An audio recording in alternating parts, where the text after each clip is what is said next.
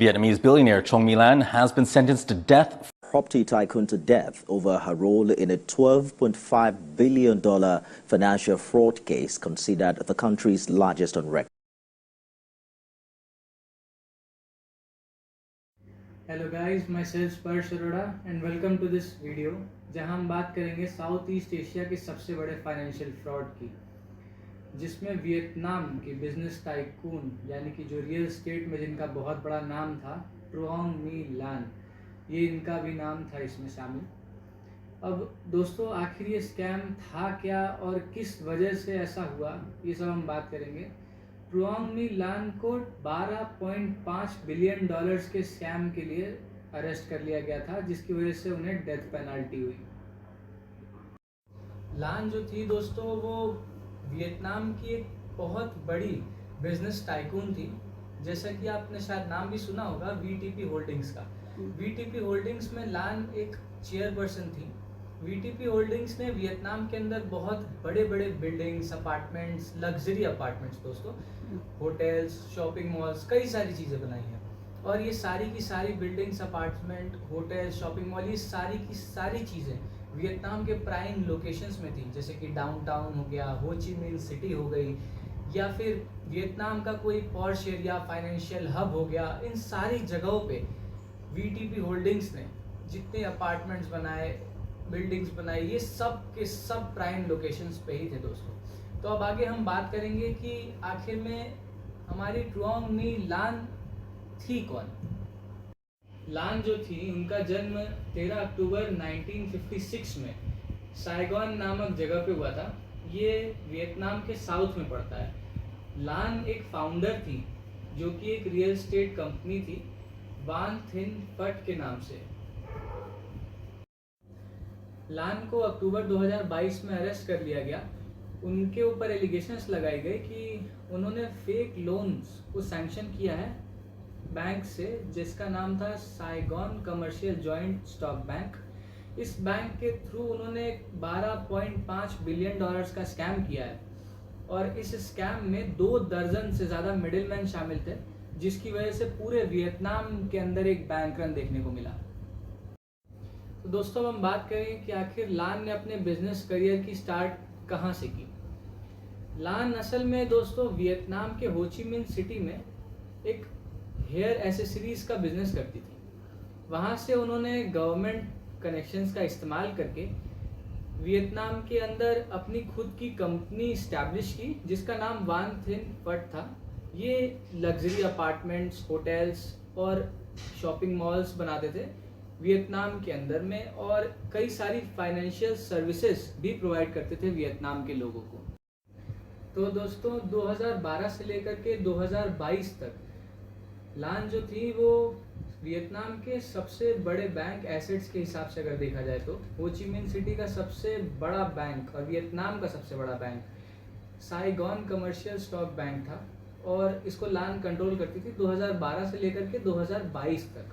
2011 में 3 बैंक्स जब अपनी बैंकरप्सी फाइल करते हैं तो वहाँ के वियतनाम के जो स्टेट बैंक रहता है उसकी अनुमति से ये तीनों बैंक का मर्जर होता है, और लान के और 2 दर्जन और मिडिलमैन के सपोर्ट से इस बैंक को स्टैब्लिश किया जाता है।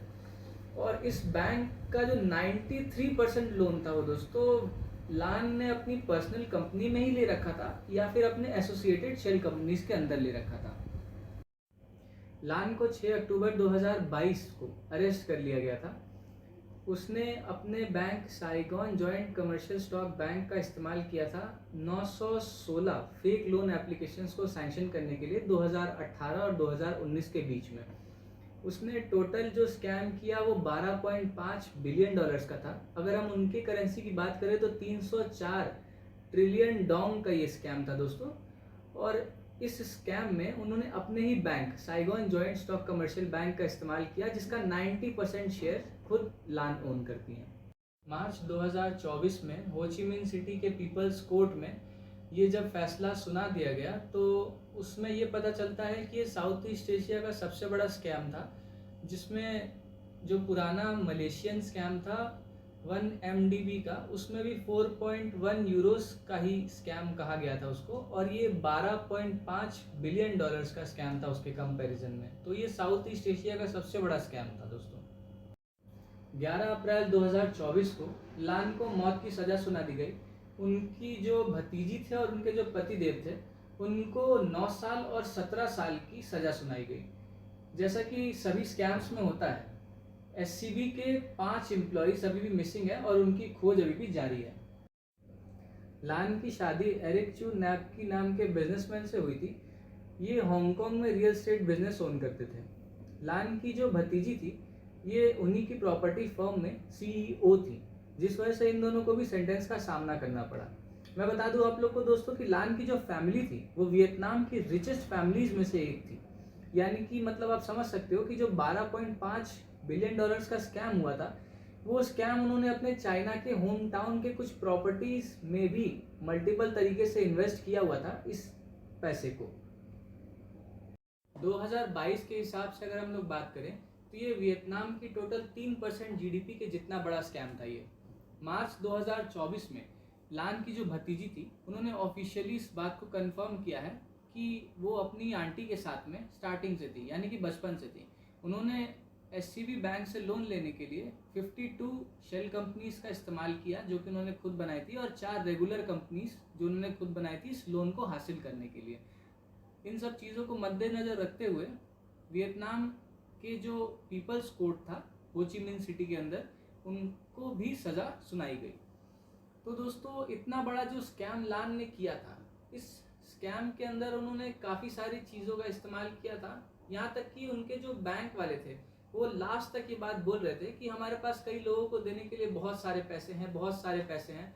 लेकिन जैसे जैसे न्यूज़ बाहर आती गई वैसे वैसे लोगों ने अपना पैसा निकालना शुरू किया, और कुछ लोगों को तो बैंक ने पैसे दे दिए, पर जैसे जैसे लोगों की भीड़ बढ़ती जा रही थी वैसे वैसे बैंक के पास पैसे की कमी होती जा रही थी और उनके पास इतने पैसे नहीं थे। आखिरी में बैंक ने खुद को बैंकरप्सी डिक्लेयर किया, और जब ये बात सामने आई तो 2,16,000 करोड़ का ये स्कैम था दोस्तों जब बात हुई तो। So that's it, thank you for watching this video. स्पर्श अरोड़ा साइनिंग ऑफ। मिलते हैं किसी और वीडियो में।